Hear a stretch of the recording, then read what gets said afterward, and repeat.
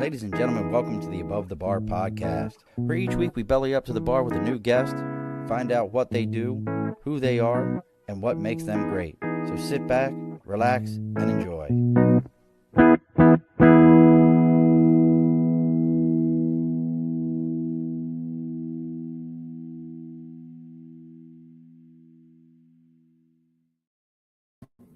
Alrighty, folks, welcome back to the Above the Bar podcast. It's your host, Sean. It is June 3rd.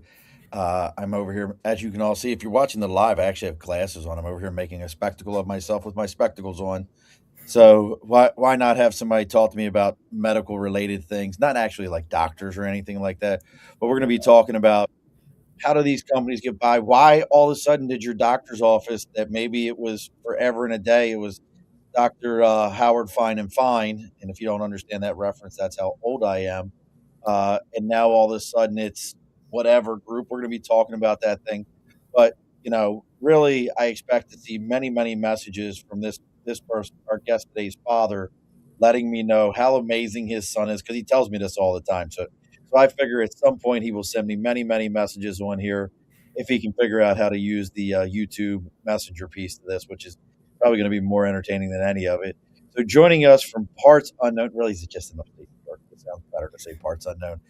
It is should I just introduce you as the son of, or would you just, are you your own person? I think that works. No, the son of works just fine. Yeah, he's more important than me anyway. So joining us live tonight, it is Mr. Kevin Baker. Thank you, Sean. Absolutely. I told you there's 0.0 logic in how I introduce people. It's just all completely off the cuff and how it ever works for us. So Kevin and I are going to be talking a little bit about, how these healthcare companies get put together. He's involved in some purchasing elements. He's going to explain it all better than I could ever explain it to you. But before we get into all those elements, for those of you that are just joining us real quick, make sure you're giving this a like, share, follow, all those cliche things. I know it's out there, but listen, it makes a difference for all of us. If you want to look up Kevin as I'm giving all the little spiel stuff, you can check him out on LinkedIn at Kevin Baker is what his name is under. But real quick here, folks. So as always, I got the big board over my shoulder. If you got something you believe in, something you're supporting, you can reach us on Facebook, LinkedIn, YouTube, Twitter, Twitch, Instagram, X. It's all the Above the Bar podcast. Our website is abovethebarpodcast.com. Our email is the Above the Bar podcast at gmail.com. Oh, already getting some 6-7s out there. Oh, I love it. So make sure you're reaching out to us. Make sure you're checking all those things out. Let's talk about the sponsors here real quick, folks. We are sponsored by, good Lord, Budget Blinds of East Greenbush, Hudson, Coxsackie, Schoharie, Delmar, and Clifton Park, North America's largest custom window treatment company, handling blinds, shades, shutters, drapery, you name it, they're taking care of it. They come to your house, they measure, they install. You're not getting one person measuring, one person installing, one person who's got purple hair and has never actually put a window treatment in their life, trying to tell you how to do those things. So make sure you're reaching out to Budget Blinds of East Greenbush, Hudson, Coxsackie, Schoharie, Delmar, and Clifton Park. This month, it's 25% off all motorization. As always, folks, if you tell them you're there to belly up to the bar, it's an additional 5% off of that order. So make sure you're reaching out to them. All right, Kevin, all the bill paying stuff is over with. So tell me about how you started an OnlyFans account. Oh, wait a sec, wrong show, completely wrong show. My bad. So the day was the summer of 2021. Times are getting hard. Yeah. COVID. Yeah, just trying to make ends meet, I just thought it was I really just thought I was gonna be doing comedy online. Have you ever seen that? Like, do you ever watch Kill Tony? Real quick sidebar. Yes. Yeah, I love Kill Tony. He's hilarious. I think the comedians that come on are some funny people. But I watched one and it was what's up, Air? But it was really a girl. She was like, yeah, I thought I was just gonna be doing comedy on OnlyFans. I'm like, come on now, are we all that dumb? And then all of a sudden, she said like everybody was Messenger, and that's what she started doing. I was like, that's wild. You gotta recognize, recognize real sometimes. Tony Hinchcliffe, I think he's created something very unique, I think, in that comedy platform that he's got, right? He really has. He has come up with his gimmick to this is different than anything anybody else is doing out there. Yeah. Completely and utterly.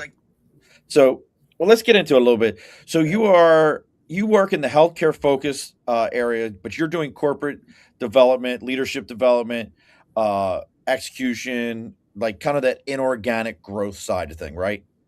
Yeah, that's right. That's exactly right. Yeah. So how'd you even like? That's a whole lot of words in English. What does all that mean? Yeah, first and foremost, I do not practice medicine. Okay, so please don't ask me anything medical related.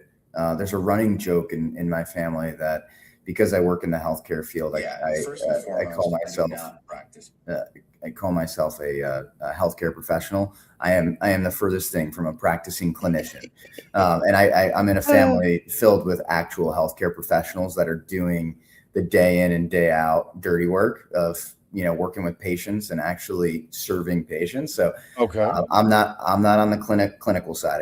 I want to preface with that. But no, I got into this space about a decade ago. I studied finance in undergrad, and I thought healthcare was a great field to be in from a business standpoint for a number of different reasons, right? And we can get into some of those reasons, but I thought it was a great space to be in. We all need to use healthcare, right? It's a big market. It's growing faster than inflation. I mean, it's just, it's a great space to be in. So you get into this, but what do you do like actually doing? Like, are you because I read all the different stuff, investment banking, advising, small business, but are you actually buying and selling these healthcares? Like I don't understand because again, when I see some of the stuff that's out here and like in the capital region where we're at, you have like nobody's really like it's hard to find the mom and pop doctor's office anymore, in my opinion. Yeah. Even Yeah. the one that you might think is a mom and pop doctor's office, it's really not. It's owned and operated somewhere larger than itself. Like, how does what you do fall into that? You're absolutely right. There's the independent mom and pop physician practice is dwindling. I mean, you can look at a number of different studies and data points on that.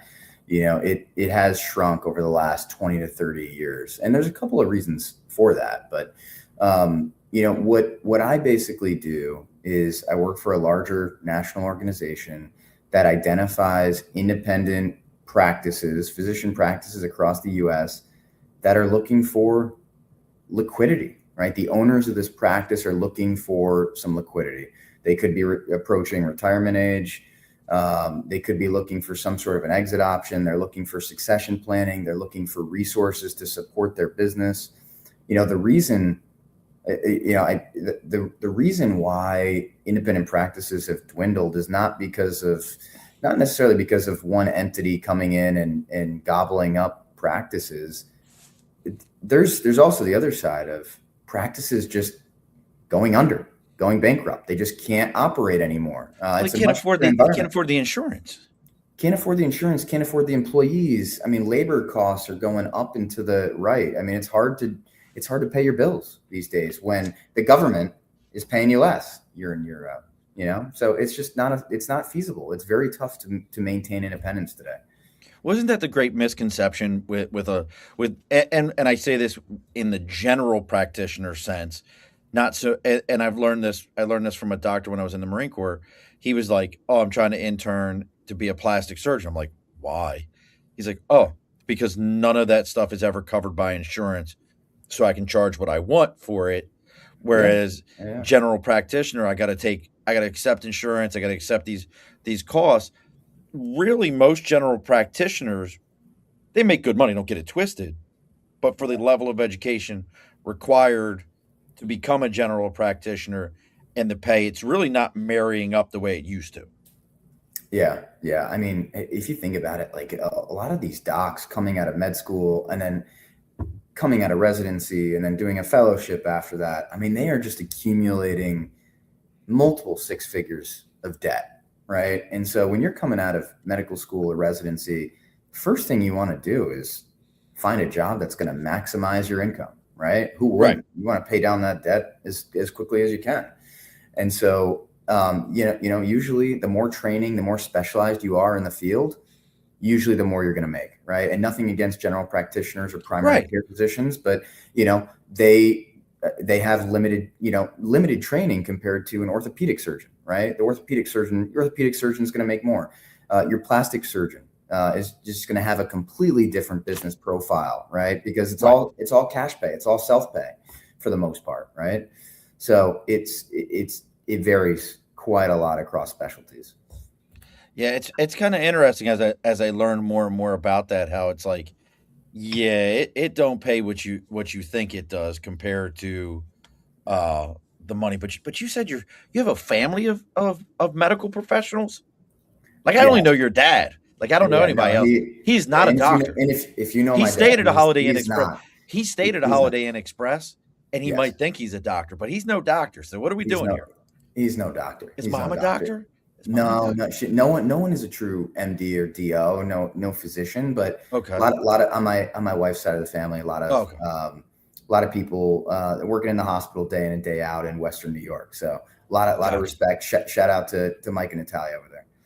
I was gonna say, because your dad is like a monster networker, and if y'all don't Yes. know Alan Baker, spend about 15 minutes in Albany. I guarantee you, he's like Kevin Bacon of Albany, 6 degrees of separation from Alan Baker. Every everybody at some point in time, if you walk into a place and you're like, "Hey, I'm trying to find this guy," and this is what he does, eventually you'll be like, they'll be like, "Yeah, I know Alan." And listen, folks, if you have questions about what Kevin does, his industry, or why these things happen, or maybe you're thinking like, "Hey, I'm trying to get into a field like this," um, drop your questions in. And I know it sounds cliche, folks, but those likes and shares and follows actually do carry a lot of weight. So, Hmm. I mean, in the field you're in, Yeah. I consider it sales. I mean, is that how you treat it as a sales role? I mean, it's more like Yeah. acquisition sales, but Yeah. it's sales. You're not, obviously you're not door to door and cold calling so much. Maybe you are. I don't know. Do you cold call in that role? I do a little bit of cold calling. Really? The way I like to think about it is a mixture between finance and sales. That's kind of Okay. my role, right? Because I'm doing a lot in looking at the financials of groups. I'm doing a lot of the financial modeling in Excel. I spend most of my time in Excel, but I'm doing a lot of the sales stuff too, a lot of the business development type work. So that's how I kind of view the role, is really a marrying up of finance and sales. But yeah, it's a little bit of element of, dialing for dollars, smiling and dialing. Oh, And okay. that's definitely a part of the gig. And it's a good skill set to have. If you know the number side, if you know finance, and you can marry that up with another skill set like sales, you use sales in everything, right? You're selling all the time, whether it's Every in day. your job, with your family, with the guy at Lowe's, right? To get a good deal on lumber. I mean, it doesn't matter. You're Absolutely. selling every day. Well, it's funny you say that. I knew many in a life long ago. I remember talking to a guy who was a sergeant in Montgomeryville Police Department in Pennsylvania. Couldn't tell you the guy's name if it meant my life. And he was a sergeant. He's like, I really wish I'd have taken accounting in college and not criminal justice. I'm like, you're a cop. That makes no sense to me. He goes, because once he hit a certain level in his career, Yeah. everything was paperwork and everything was numbers. Yeah. He's like, I don't have to understand those other things. I was like, well, did it help you to get? He goes, not really. Criminal justice, Ed, it was nice, but they're going to teach it all to me here.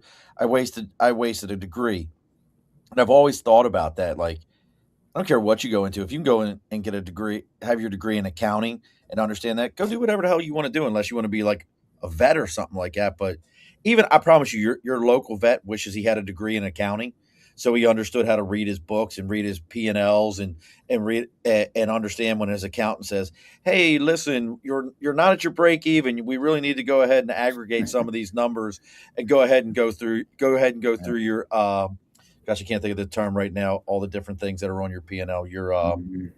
I can't think of it right now. I'll think of it later. But so you've been able to add those things in. So if I'm hearing you right, Kevin, you would recommend to somebody like, hey, if you're going out and trying to get a degree, at least a minor in something accounting wise or finance wise. Something business related, I think would be really value add to someone these days. I mean, um, I struggle with this a little bit. I've got two young kids, and I always think about for them, what's the future, right? Like what jobs are going to be in most demand for them in 20 years because they're young, and going to school, going to college is a huge investment. Tuition's growing way faster than inflation, probably in the double digits. By the time they actually hit school, I mean, I went to, Hudson Valley and UAlbany here locally, which, by the way, I would recommend that path for my own children. I think doing 2 years at a community college makes all the difference in the world. This is just my 2 cents, right? Well, financially, it's got to be huge. I think it's huge, right? I mean, you don't know, my sister-in-law did 2 years at community college and then went on to Cornell. She's incredibly bright, incredibly smart, but still, was able to save the first 2 years as opposed to if she just went there freshman year and paid massive amount of tuition. But she entered Cornell, an Ivy League, in her junior year, and walked away with a bachelor's at Cornell. You got the pedigree, but you didn't get the massive tuition and the massive debt. So I think she played her cards incredibly well. But yeah, I struggle with this too with young kids. Like, hey, what majors are going to be in most demand? And I think these days you almost got to be an IT person in some regard or the other, right? I think each of us probably hear AI at least twice, 3 times, 4 or 5 times a day. Oh, yeah. Right? I mean, you just got to know that stuff. You got to be fluent in it. Well, that's a good point that you bring up, the AI piece. How is that affecting your world, as far as, making these purchases or finding these companies or all that? Are you seeing a big change with AI? I will say there's no shortage of new AI companies that are trying to sell me something. I will tell you that I probably get pinged on LinkedIn at least daily about a new AI company that's in our space or wanting to sell something to me. So there's definitely no shortage of that. I'm not an expert by any stretch, but I'm trying to find ways to leverage AI, leverage Claude, leverage Copilot to make my life a little easier, right? Make my life more efficient in my work life, right? And it can be incredibly efficient in personal life too. If you're trying to create a grocery list for a vacation and trying to do some research on a vacation trip that you're doing, a lot of times I'll just just to start the ideation going, I'll just plug something into Chat GPT and let it do its thing, right? I mean, it's we've got these tools at our disposal. We might as well try and get fluent and use them to benefit ourselves, right? Absolutely. So in your world with a position like this, what are some of the things that you're seeing, and we can just talk about here in the capital region even. I know your company is national. And again, folks, if you want to know more about Kevin or you want to connect with him, you can go right on LinkedIn and look up Kevin Baker. He's right on LinkedIn under that name. I think it says ruggedly handsome right after his name, but it definitely says Kevin Baker. But I mean, in your world, how are you seeing changes to that healthcare landscape? Since we talked to already, the mom and pop, it's tough for them to stay open. We've moved into the larger conglomerate healthcare systems that have 15, 20 doctors. You hope to see your doctor. You're probably not going to. You're going to see. And this is one that, hey, listen, I'm glad they exist, but I'm not a huge fan of the nurse practitioner. I'm not. Like, did you just not want to finish the last couple years of schooling and just be done with this? Like, it's like I was almost there. And listen, there's probably somebody out there who's going to cuss me out or anything, but correct me if I'm wrong. They do everything a doctor does, but the final notes. Yeah. There's some billing. There's like some billing nuances too with APPs and physicians. Right. APP is like a nurse practitioner or a PA. I'm using healthcare lingo here. I apologize. Right. But yeah, no, I got a lot of respect for NPs and PAs. I think they serve a role within the healthcare ecosystem, right? Especially in areas I mean, we have the luxury here in the capital region where, this is the capital of New York State. Oh yeah. We've got a million people here in the capital region. We've got access to great healthcare opportunities here. Although our options are dwindling, we can get into that a little bit. We don't have many options, right? And so we can touch on that. But we've got the great affordability to have good practitioners here, right? And Albany Yeah, we do Medical well. Center provides good, they've got a great institution there, good educational footprint for newly minted physicians, but they serve a purpose, right? We're kind of in, capital in New York, right? But for a patient that's living in rural Kansas where there's a shortage of physicians, sometimes the only provider that they could see is a nurse practitioner. And so in that instance, that plays a hugely important role in delivering healthcare in America, right? I mean, you need those people. But yes, for larger populations, more concentrated cities like Albany or Saratoga, if I had my option of seeing a nurse practitioner or a doctor, I'd probably pick the doctor if it's a more Right. complex, higher acuity thing, right? If it's just I've got a runny nose or something like that, it's something that, I can go to an urgent care. I'd be glad to see a nurse practitioner or a PA. It doesn't matter.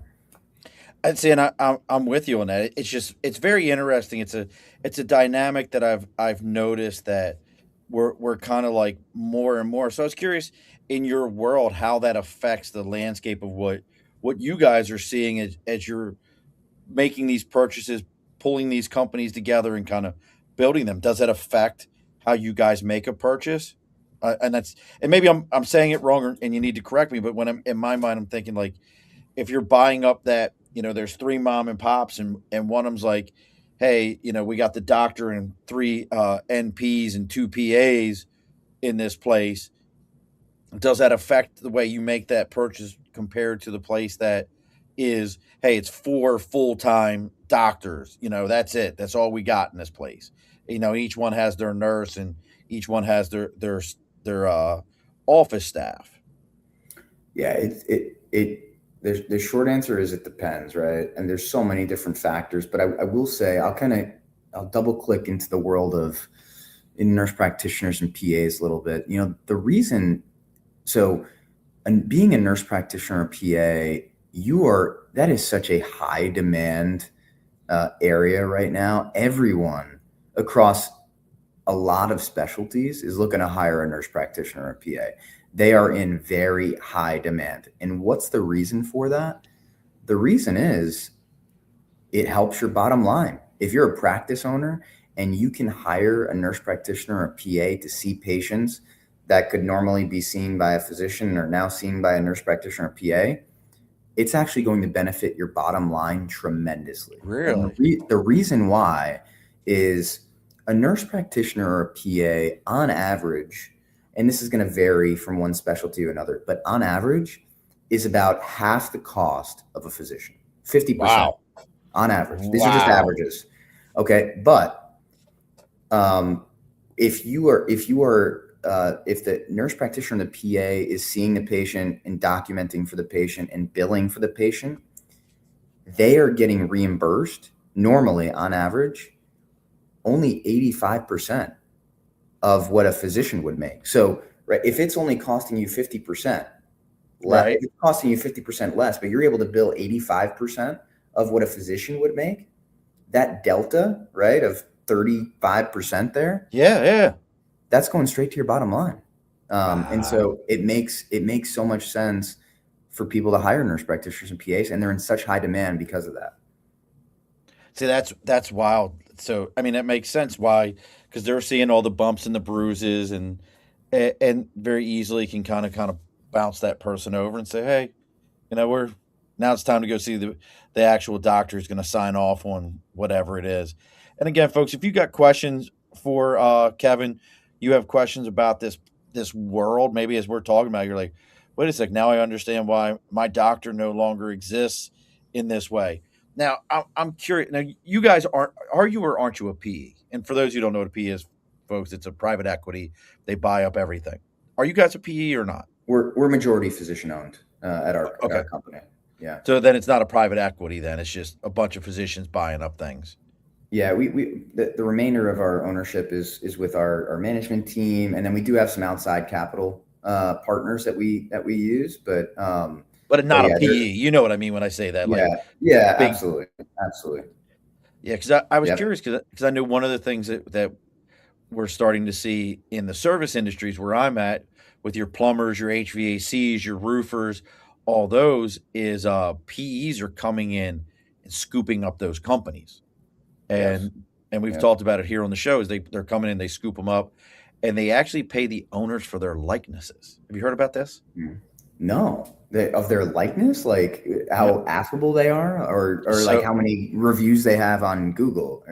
no, like, hey, Kevin Baker, plumber extraordinaire, uh, I want to pay for your likeness so that we can continue to run ads as Kevin Baker's Plumbing. Never change the name, never change any of that stuff. Maybe some paperwork and some structuring, all those kind of items. And then once we've done that, we'll buy several more. And what they do is they buy, here, look behind the curtain, folks.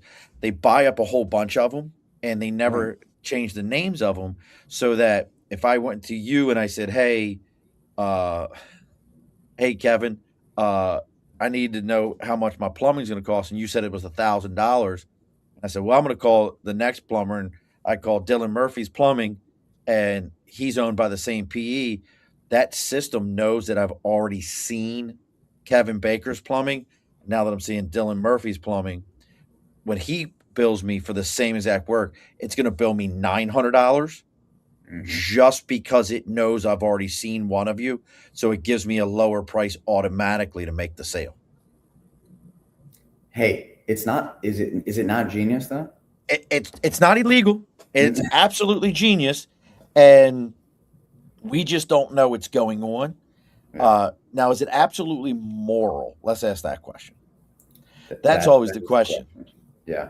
Yeah. Is That is the is people question.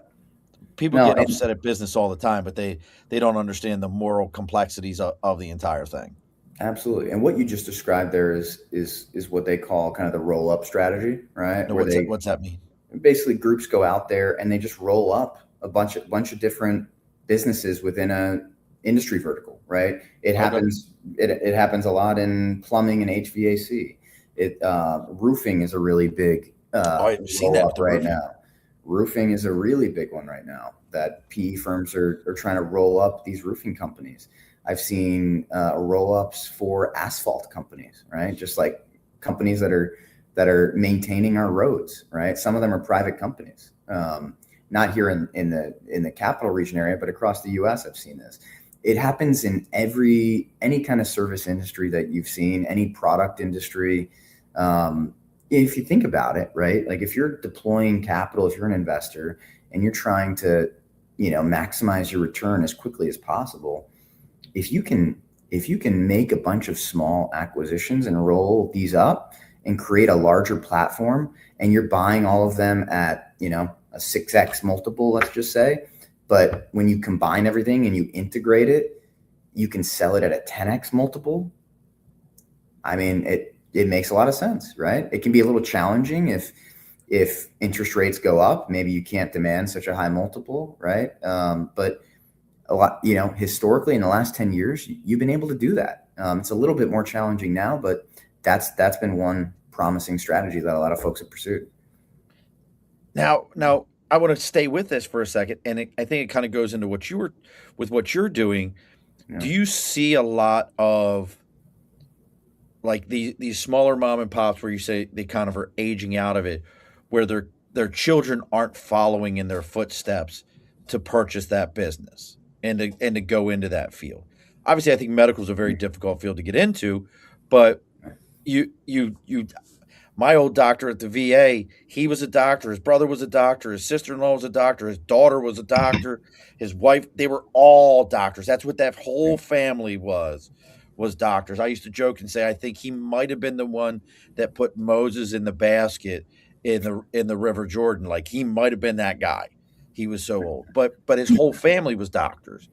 Do you see that kind of, because that's what I think I see in these HVAC and these plumbing companies is their children are like, I'm not going to do that work. I'm going to be a YouTube star. And they're like, Yeah, well, I'm going to cash out now and make my money. Are you seeing that in the medical world? 100%. Yeah, I mean, children are not necessarily going leaps and bounds into the medical field, for a few different reasons.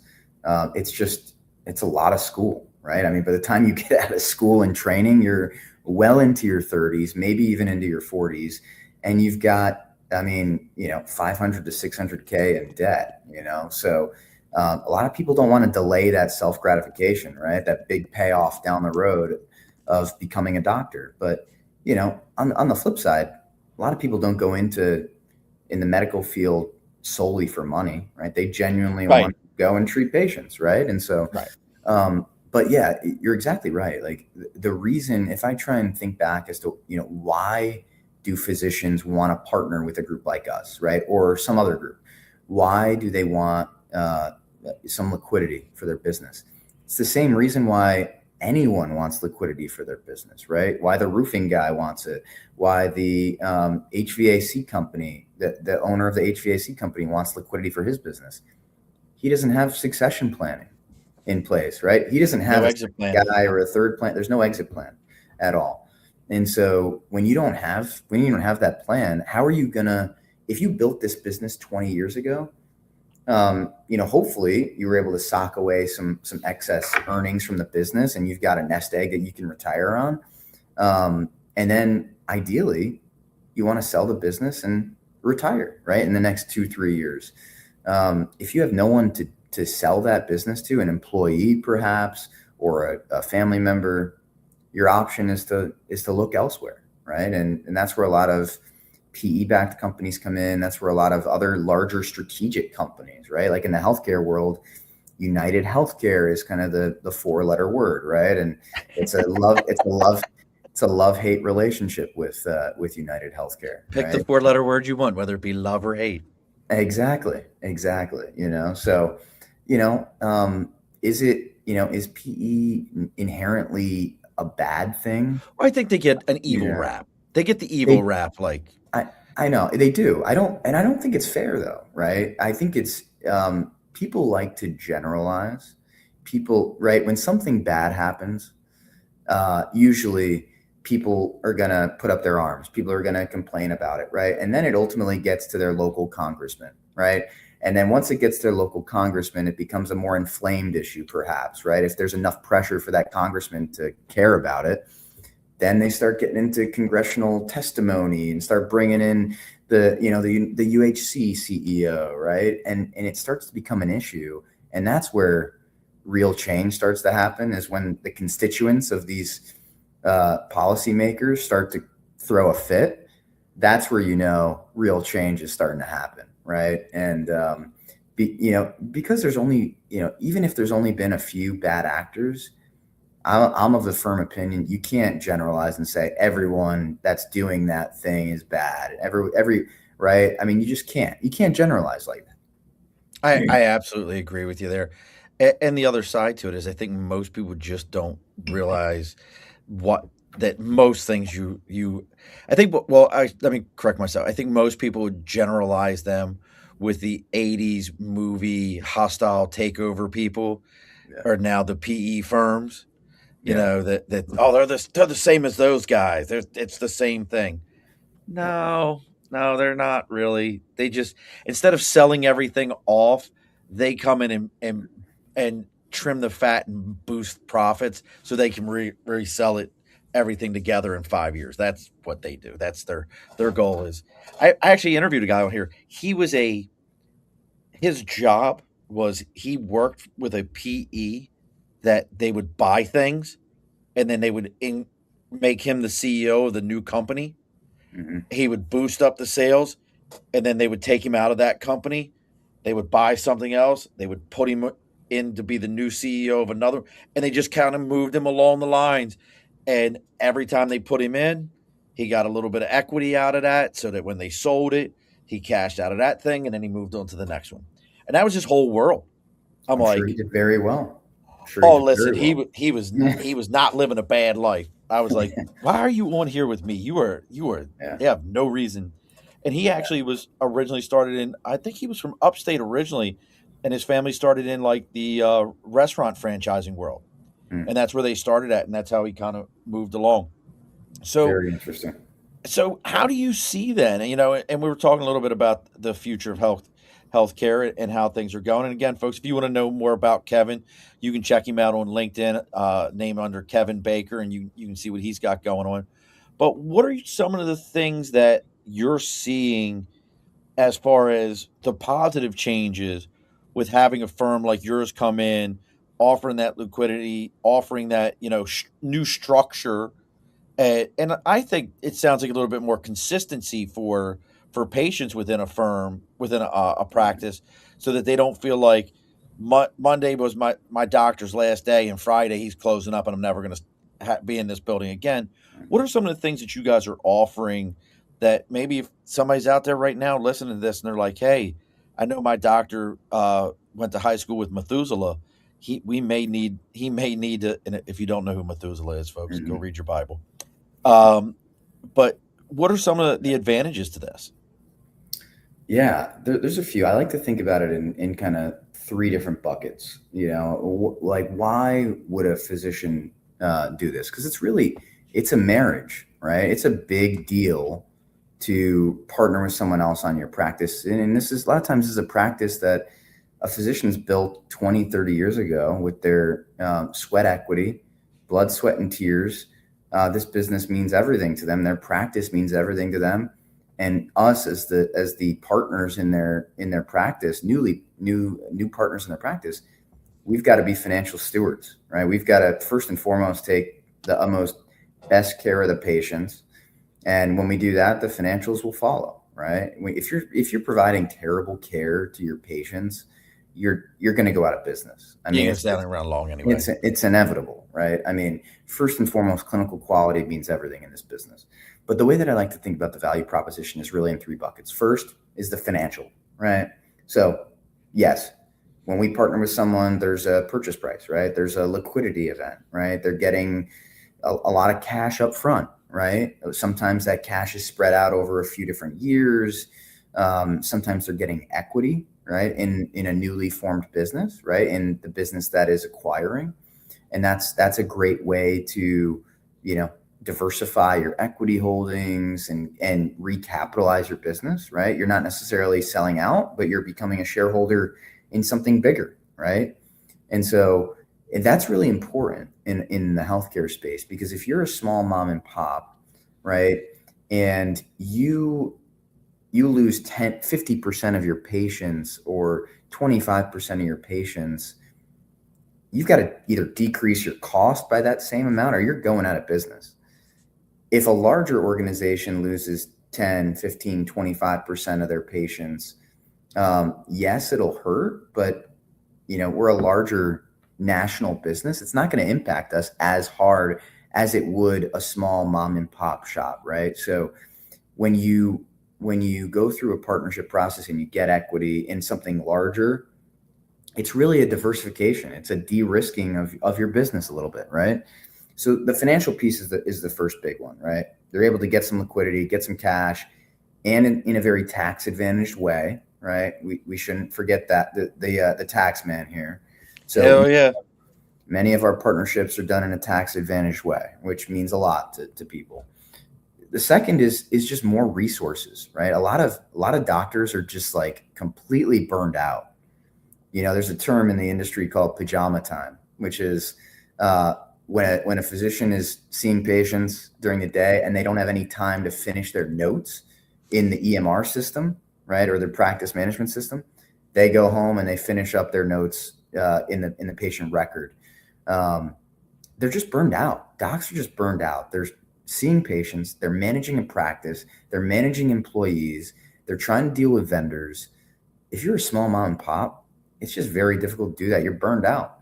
And usually when you partner with a larger group, you're able to get more resources, right? Someone else is going to take some of the administrative burden off your back. And that's part of that's the second value prop. that we offer. The third value prop that we offer is we offer support for growth, right? There are some physician sellers out there that just want to sell and retire and sail off into the sunset, right? There are others that are looking for a partner that want to grow. They're aspirational, they're entrepreneurial, they've already started their practice on their own. They want to keep going. Maybe they're younger, right? Maybe they want to continue growing. We provide the infrastructure and the engine to give them growth capital to support going and getting new business. We'll give them additional business development and sales resources and marketing resources. And so that's kind of the third value proposition that I've seen, why physicians want to partner with an external group. You actually have your first question. Kathy over, it says Kitty to Runner, but her name's Kathy. I know her. She says, what percentage does the doctor have in care after they partner with a group like this? There's so many different models out there. I've seen models where someone is just, a physician is just selling a minority percentage of their income. Maybe it's 20, 30%. And then I've seen other models where it's 100%. It's a 100%. They're walking away completely. They're walking away. Yeah. I've seen all different flavors of this. So they have kind of the ability to pick and choose. Like, so if they sold like you said, a minority part, what advantage is that if I'm only selling 20% of my practice to a larger national firm? What is that even doing for me? Well, you're retaining the other 80%, right? So you're not, if you're still crushing it in your practice, you can still make distributions to yourself, after 20% goes to the other company, you're still retaining 80%. And if you're making $1 million a year and you're only giving $200,000 away to the other party and you're retaining 800. Right. But what are they doing for that? Like, what does a company like yours do for that firm or that practice? I keep saying firm, for that practice. Like, what is the advantage to bring them in at all? Like, why am I giving them anything? Yeah, I mean, it goes back to resources, I think, because some of the trends that we have seen in the industry are reimbursement is going down. Medicare, CMS, Medicaid, they are just not paying physicians what they used to pay them 20 years ago. Every single year, there's something called the Medicare Physician Fee Schedule, which gets released by CMS and Medicare. And in 2026, we actually had a modest increase of about 2.5% across the board on average. But usually it's a net decrease to physicians. For the last 30 years, it's probably been a net decrease. It has not kept up with inflation. It's actually gone down year over year. So when you think about your physician, right, the physician you go to, right, maybe it's a primary care doc. If they were making $100 last year on an office visit, this year's a bad example because it actually went up a little bit. In most years, the $100 they were making last year, they're only making $98.50 this year. And when you have reimbursement going down like that, I mean, it's hard to maintain your business. You've got to decrease cost or increase revenue somehow, right, to offset that. And that's one of the big struggles, declining reimbursement. The other big struggle is inflation, right? It's not keeping up with it. Rising costs. Yeah, it's not keeping up with inflation, but it's rising costs. Like I said before, there's a massive shortage in nurse practitioners and PAs because there's such high demand and you're paying top dollar for those, right? Like those mid-level providers have a lot of options. They've got a lot of employment options. And yeah, so the labor inflation is really, really challenging right now. So, what a larger group can do when they come in is they can help negotiate better managed care contracts for you. So if your rates are going down, your reimbursement's going down on Medicare, there's not really a whole lot you can do for that. But you can go back to the UHCs, the Blue Crosses, the Cignas, the Aetnas of the world, and actually improve or increase your managed care rates with them, right? To offset that negative declines with CMS. So a larger group will have more resources to help weather the storms and the big challenges that a lot of physician groups are facing across the board. And it sounds like, and Kathy's follow up question was, what's the advantage to the patient? And what it sounds like to me is more resources for the practice to be able to actually Yeah. do what needs to happen, because smaller practices facing all these challenges, facing all these issues, are lacking the kind of resources that they could have house, because that's what we all want. When I go to my doctor, it's real simple. I go to the VA, and I know what's going to happen, but I really don't want to go see my doctor who tells me, okay, well, here's a referral, which then I got to fight with the insurance company to go get Mhm. because they're saying, well, your doctor put in a code 2, it needs to be a code 3. You need to call them back. Well, why don't you call them if you know what it's supposed to be? Right. No, you got to call them, tell them to submit this document, and then it'll change. I mean, and we can even get into the whole thing where this is my personal favorite. I don't know how many people know this, but did you know that your hospital is supposed to have, similar to a McDonald's menu, the cost for every single Mhm. procedure? It is a federal law. It is not like, hey, it would be nice if you would. It is a federal law. It's probably at this point 5 to 10 years old, and every single hospital in America will not do it and does not do it, and they all have their BS excuse of, well, we don't do this because we don't want our patients worrying about what the cost is going to be. Mhm. They should care about the care of it. Go Yeah. blow smoke up somebody else's ass, folks. Mhm. Real quick here, folks. It is that time for that New Scotland Spirits last call.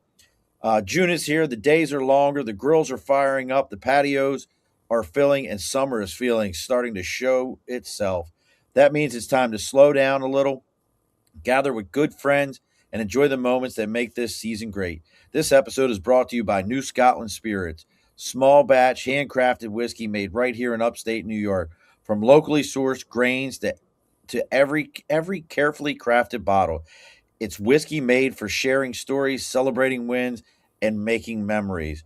When you're sitting around a backyard fire, enjoying a sunset on the deck, or raising a glass with friends, make sure you're pouring something worth of the occasion. Visit newscotlandspirits.com to find a bottle. New Scotland Spirits.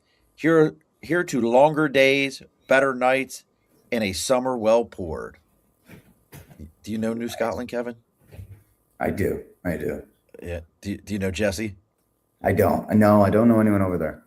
Uh, Well, since you're local, if you want, I'll take you over and I'll introduce you to Jesse. That'd He's be great. he's the owner.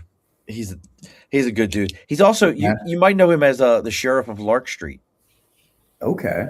I've Have you ever probably seen Have you ever seen that I've on probably seen it. Instagram? I haven't seen that. No. If you go on Instagram and you look up sheriff of Lark Street, because that's where he lives at, is on Lark Street. He's got one of those beautiful big brownstones on Oh Lark Street. man. You know the ones I'm talking about? Oh yeah. Absolutely gorgeous. Yeah. But the crackheads think that they can sit in front of it, and the Yeah. bum. And now, listen, folks. When I moved into Albany in 2009, um, Lark Street and Pearl Street, that's where you went. You went and you had a That's good time cool. there. And Yeah. you really didn't even go up to Saratoga, because it was like, I'm not driving all the way up there. I'm Yeah. just going to stay right here. Yeah. And uh, Lisa Leslie, the last time the NCAAs were here in Albany, said it best. Albany, there's nothing here. Do you remember that, Kevin? Like, she just I remember blasted. that. I She was remember like, that she's that like, was what, just last year, or that was last year or 2 years that ago? was two years ago. It was when 2 years ago. what's her name, Caitlin Clark, Yeah. played here in Albany, and like you couldn't even get into that place. But yeah, Lisa Leslie was like, "There's nothing here. There's nothing to do in this place." Loved that. Loved And, that. Yeah. and they blast, and everybody, and now the mayor's like, "We're gonna bring it back." No, you're not. No, you're not. Like, listen, nobody's. I don't blame Lisa Leslie. I mean, there's just not a whole lot Have to you ever do been here. Have you ever been to Stamford, Connecticut? Completely sidebar right now. You ever been to I I Stamford, I, Connecticut? I think I have. I've driven through. Take I took like a train ride there, and there's like a yeah, scenic train ride near Stamford that I've gone on before. call your father, Alan. Say, take the kids, taking my wife, and I'm gonna go to Stamford, Connecticut. And it might sound silly. I was there last week on a Wednesday night with a work related thing. We're sitting around on like just a regular restaurant across the street from the hotel. The street was packed. Everybody was happy and smiling. People were walking with their dogs. People were running up and down the road like exercising. It was absolutely the scene where you're like, this is how I want my nightlife to be. Enjoying good food, everybody around me happy. There was restaurants all the way down this row, and at no point in time was it like it didn't smell like hot bum piss like New York City. It wasn't Mhm. like you were being bombarded. And I sent the messages to my best friend and my wife. I was like, we need a road trip. Like, we're gonna go hang out in Stamford, Connecticut. They're like, where? I'm like, listen to Who- me. Who'd have This place thought? this place has got a waterfront harbor with a pier scene, and I'm like, this is silly, absolutely I, silly. I I would imagine there's a lot of New York City commuter folks live in Well, that's Stamford. what it, I it would is. imagine. It's Yeah, one of it's everybody from New York City that doesn't want to deal with New York City crap, and yeah. I they don't just live I in don't blame Stamford. them. You know what drives me crazy, Sean, is like I remember I was at a business meeting in downtown Albany on a Friday afternoon, like beautiful sunny day out, perfect day to just get out right in downtown Albany. Like I in striking distance, I could throw a rock towards the Capitol. Right, I'm not suggesting anyone does that, by the way. Um, but okay, but like right in the heart of downtown, and I was trying to get a cup of coffee on a Friday afternoon at like 1 p.m. You know, and I couldn't find anything that was open in like walking distance. I would have had to drive for like 5 minutes in my car to go find something. I'm like, this is downtown Albany. It's Like, insane. I couldn't find anything open. It was dead. It's absolute insanity. I tell you, folks, like I would never tell somebody, Psh, want a fun city, come to Albany. I tell you, go to Saratoga. Yeah. Like that's what Saratoga has, kind of that Stanford vibe, but I liked Stanford better because it was like a single lane road. It was very like these roads were built with somebody going, oh, the largest horse and carriage will fit down this perfectly. Yeah. Like there was no other vibe about it. So, as we've gotten off topic here because it's something, about fun and food, it always pushes me off the other way. So what are some of the things you got going up, Kevin? Like if somebody was looking for you, they had questions. What's some of the stuff you got going on? Oh man, yeah. Things are crazy right now. Things are really busy. There's a lot of activity in our space right now. But yeah, I would say, if people are just looking to learn a little bit more about healthcare consolidation and succession planning for physician practices, I'm happy to always chat. I'm happy to always talk shop. So the best way to kind of connect with me is really on LinkedIn. That's really kind of my social media go-to right now. I'm not on Instagram really. I'm only on Facebook because I go to Facebook Marketplace. More so, my wife goes on Facebook Marketplace to try and find us some good deals on things. But yeah, the best way to connect with me is really on LinkedIn. That's my go-to. I'm checking it every day. Any Uh, upcoming internship opportunities? Somebody's looking for an internship. oh man, we're such a large national company. I'd have to run the Nothing on the traps and local trying to level. yeah. I'd have to dig into that a little bit more. Nothing that I'm aware of though right now. All Yeah. right. And then we'll go back to a topic real quick that Kevin and I were discussing before the show. So you've never had famous lunch, huh?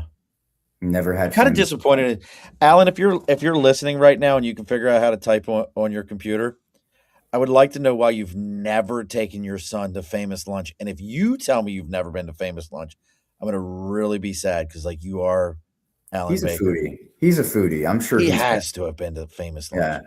So He's a then, big have you fan been to of. Gus's? Have you been to I've been to Gus's? God. Oh, that was a staple growing up. Yes, So that so was a Gus's are staple. Gus's are hot dog Charlie. Gus's. Okay, fair enough. Gus's. See, this is the real conversation. And listen, folks, if you've heard me talk about this 100 times, Albany only has one food thing, and it's tiny hot dogs in tiny buns with like a pretty decent meat sauce on it. That's You it. got With you've been to Gus's when you said with the works. Oh Let me yeah. get the hot dog with the works. That's when you know you've been to Gus's. You've really experienced the whole mini hot dog scene here in Albany. Did you know Gus? They tried to put Gus's on diners, drive-ins, and dives, and he told them no. Oh, I didn't know that. Yeah, that was a whole thing. Like diners, drive-ins, and dives. A lot of people were like, "Oh, you got to go to Gus's; it'll be great." So they tried to get it on, and the owner of Gus's was like, "No, no, you're not coming here." And part of my opinion on that is, if you know Gus's, folks, it is the side of a house, like Yeah. legitimately the side of a house, and they're just making it happen right there. The one thing I would say too, you're a local and you know about Gus's especially if you've actually been inside Gus's. Yes, the 4 seats that are Like, inside of there, I have yes, sat in those yes. seats. If I've you sat if inside. you if you didn't know there was an inside to Gus's, you're not Right. living. You're not living the full mini hot dog Oh, scene here in Albany. yeah. There's like 4 chairs, and Yeah, and most people 1 don't know booth. that. Yeah, Most I've people I've just sit outside, right, under the picnic tables. They don't know yeah, there's an inside. I've definitely sat at inside at Oh yeah, Gus's, had the mini hot, but I always tell folks, I would never go to Gus's for mini hot dogs, I'd go for a Greek burger. I yeah. think I would say, the Greek yeah, burger is better than the hot dogs. And folks, yeah, it's a sausage patty burger with yeah. grilled peppers and onions. Throw a little mustard on that thing. I eat about 4 of them, It's and I have no delicious. reason eating so many of them. It's delicious. The other thing I would say too, if you've got a pregnant wife and you're trying to speed up Get delivery the and birth canal labor, greased up here. yes, yeah. If you're trying to do that, some people go to Taco Bell. I would highly recommend going to Gus's. Get a There, hot dog with the works. I guarantee she's going into labor in the next 24 hours. just we're lubing and everything. We're greasing it Yeah. all up here, folks. Oh We're yeah. trying to Oh yeah. get this kid out of here.